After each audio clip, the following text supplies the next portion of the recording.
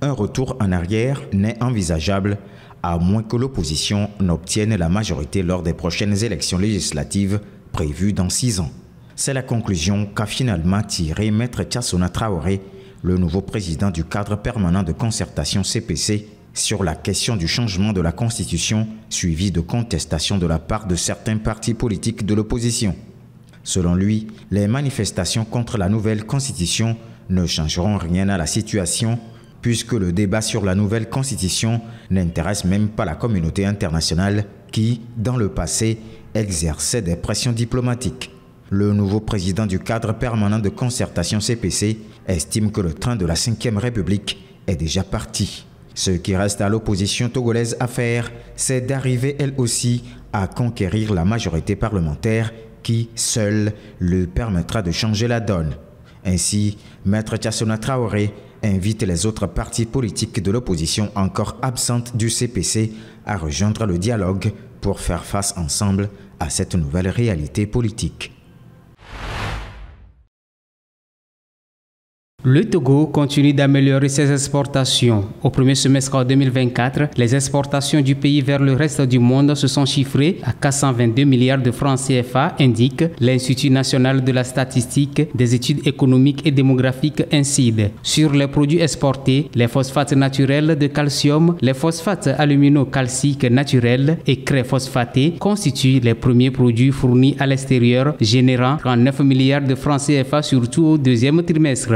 Rappelons que selon le dernier rapport publié par l'Initiative pour la transparence des industries extractives ITIE, en décembre 2023, le secteur extractif togolais est dominé par l'exploitation du phosphate dont la production a atteint 1,45 million de tonnes en 2021. Outre la production de phosphate, le pays exporte également du calcaire, de l'argile et du clinker qui représentent près de 2% du PIB national. D'autres ressources comme le manganèse sont susceptibles de concrétiser l'ambition du pays qui est de doubler la part des mines dans le PIB d'ici 2025. Par ailleurs, le Togo fait partie des principaux producteurs mondiaux de phosphate à la fin du XXe siècle, mais aujourd'hui, il est hors du top 20 mondial.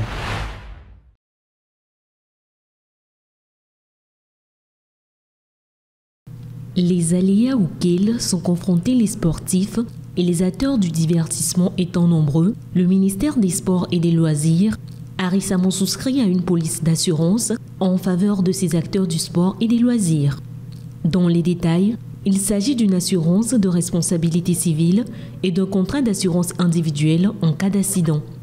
Cette assurance est applicable à toutes les fédérations et associations agréées par l'État togolais. Elle est dans le même temps applicable aux clubs et les athlètes qui ont une licence. Par le biais de cette assurance, le ministère des Sports et des Loisirs compte atteindre plusieurs objectifs tels que la professionnalisation des activités sportives, l'amélioration des conditions de vie et de travail des athlètes au Togo.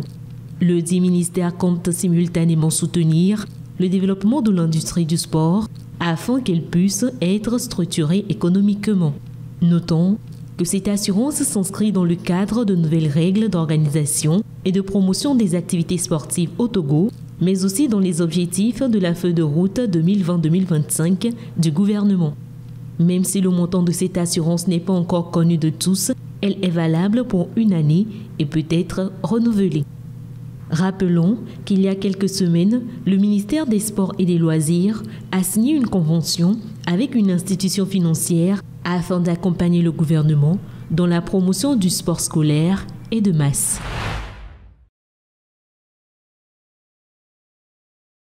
L'avenir de l'intelligence artificielle était en discussion au Nigeria, pays considéré comme la Silicon Valley de l'Afrique. Des leaders de la technologie, des universitaires, des décideurs politiques et des entrepreneurs du continent ainsi que des experts d'autres parties du monde se sont retrouvés à Lagos pour cerner les opportunités et les défis qu'impose le développement et l'utilisation de l'intelligence artificielle sur le continent. Pour le Nigeria, l'exploitation de cette technologie nécessite deux approches. Pour que nous puissions véritablement exploiter l'intelligence artificielle dans notre intérêt collectif, nous devons adopter une approche délibérée et collaborative. Nous devons veiller à ce que le parcours de la transformation numérique soit inclusif, équitable et axé sur l'humain. La conférence panafricaine sur l'IA a bénéficié de la participation des États-Unis qui ont présenté les défis liés à cette technologie. Il y a deux défis, je pense, qui sont les plus importants lorsque nous pensons à l'avenir de l'IA. Le premier consiste à créer le type de cadre de gouvernance sûr et sécurisé qui va permettre et non entraver l'innovation, qui peut créer la confiance des citoyens partout dans le monde pour utiliser l'intelligence artificielle intégrée dans leur vie. L'autre défi, je pense, est de créer un environnement commercial favorable qui puisse encourager le secteur privé à se développer et à investir au Nigeria, pour permettre le développement de l'IA qui, je pense, est dans notre intérêt mutuel. Le Nigeria a annoncé la création d'un fonds pour l'intelligence artificielle destiné aux startups les plus en vue du pays dans le domaine. Il est doté d'une enveloppe de $60 000.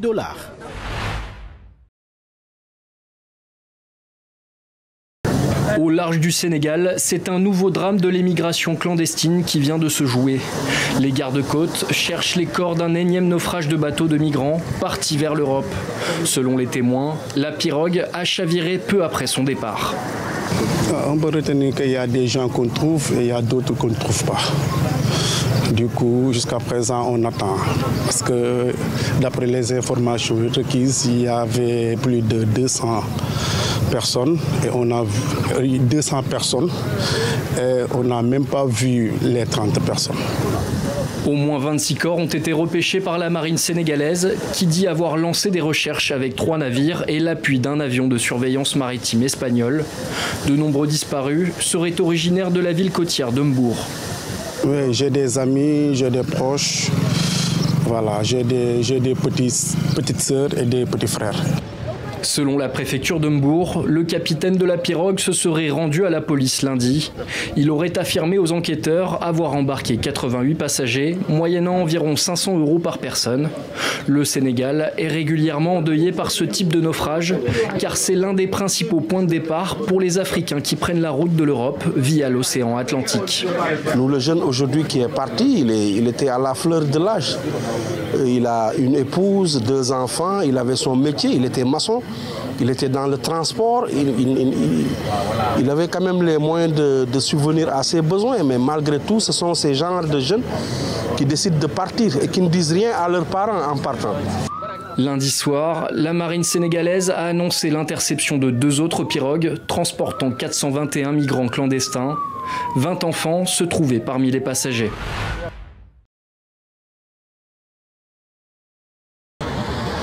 Passé le portail de la ville de Kleinfontein, on se retrouve dans un autre monde. Ici, seulement des blancs d'origine afrikaner peuvent s'y installer. Ces descendants de colonisateurs néerlandais et français arrivés en Afrique du Sud il y a 400 ans, qui ont également instauré un régime d'apartheid à la moitié du siècle dernier. Cette enclave, fondée il y a 30 ans par des Blancs qui craignaient une guerre civile en Afrique du Sud, est directement gérée par une entreprise privée appartenant à ses habitants. La seule façon pour que les Afrikaners puissent survivre, c'est quand ils ont leur propre espace, s'ils représentent la majorité des habitants et s'ils sont en contrôle des choses tout simplement. De cette façon, ils organisent leurs propres services, sans l'intervention du gouvernement. Les résidents de Kleinfontein gèrent eux-mêmes l'eau, le service des poubelles, les commerces, la banque, les égouts et même leurs entreprises de construction. Ils emploient exclusivement des Blancs d'origine afrikaner, mais un groupe de résidents met à risque l'équilibre de cette ville. Pour eux, il y a un problème. La ville n'a pas été construite selon la réglementation de la ville de Pretoria et les services se dégradent. Ils ne sont pas plus de 20 personnes d'une communauté qui en fait 1500. Certains de ce groupe étaient des dirigeants et pour plusieurs raisons maintenant ils sont aigris. Et donc ils ont lancé une procédure légale en disant qu'ils voulaient que Kleinfontein se conforme aux règles et aux lois de la ville de Pretoria.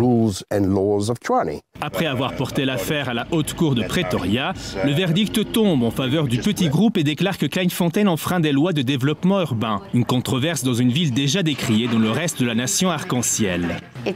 Cela ne présente aucun intérêt. Ils pourrissent la vie des personnes qui adorent ce lieu.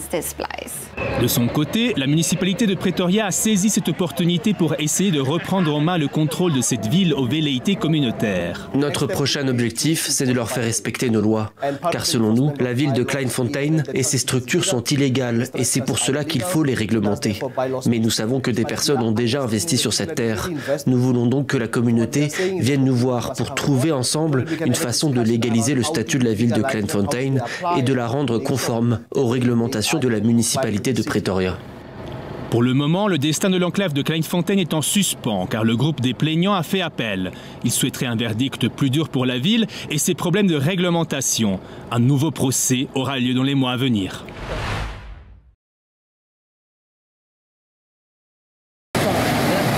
Rivière en crue, route coupée. Depuis vendredi, des pluies torrentielles se sont abattues dans le sud du Maroc. Des conditions inhabituelles dans cette région semi-aride. Les inondations ont fait au moins 11 morts et 9 disparus selon un bilan provisoire et de nombreux dégâts. À Ouarzazate, l'eau a inondé certains quartiers. Pour se protéger, les habitants avaient installé des sacs de sable devant leurs portes. On n'a pas connu autant de pluie dans la région depuis près de 10 ans. Ce sont des précipitations importantes. Elles sont arrivées à un moment important parce que la région souffrait de sécheresse depuis près d'une décennie. Le Maroc subit en effet une sécheresse depuis plusieurs années d'affilée. Le niveau des barrages avait dû être baissé au mois d'août. Ces derniers n'étaient remplis qu'au tiers. Mais en 48 heures, il est tombé par endroits l'équivalent d'une année de précipitations. La quantité de pluie était telle qu'il était difficile pour les canaux d'égout de l'absorber. Mais grâce à l'action concertée de tous, des habitants et des autorités, l'affaire s'est déroulée dans le calme. Ces pluies ont également touché l'Algérie voisine, comme ici à Béchar, dans le nord du pays, où la rivière a débordé. Plusieurs axes routiers ont dû être fermés. La protection civile algérienne a annoncé avoir secouru plusieurs familles piégées par des rivières en crue.